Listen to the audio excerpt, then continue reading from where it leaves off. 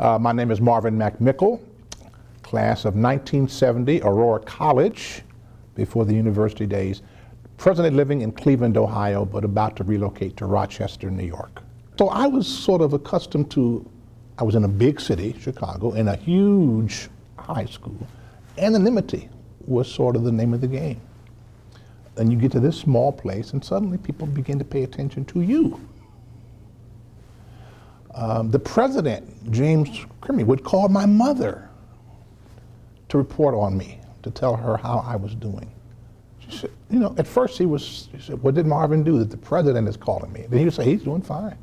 I just call him, you know, tell you we're taking good care of him. And I went from Aurora to Union Theological Seminary in New York City, which at that time, and maybe still, is one of the most academically rigorous divinity schools in the world.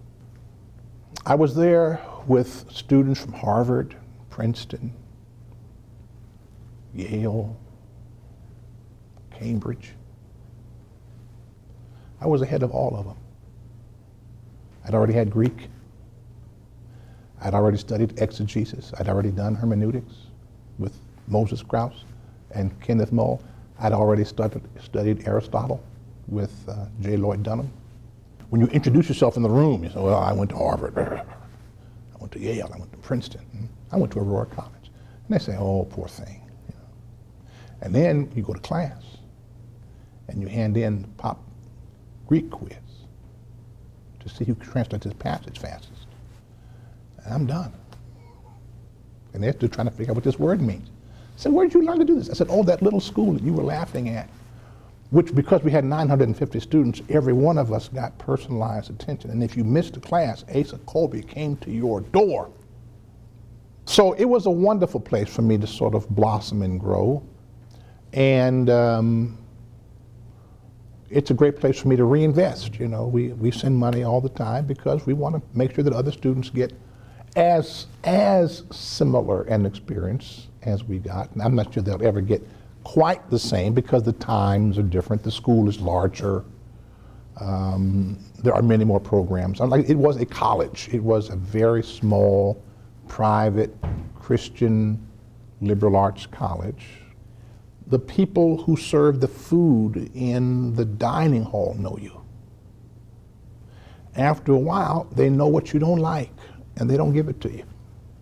They know what you do like, and they hold it aside until you get there.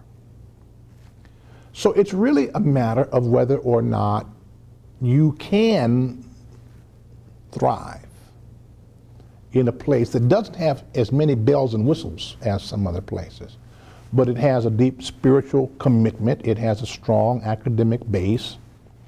It's got very caring and competent faculty. And now, I don't know about the costs today, but when I was going to Aurora, it was $33 a credit hour, so it was affordable. I'm not going to ask you what the students have to pay today, but whatever it is, I bet it's less than going to Harvard. And what you're going to get is just as good.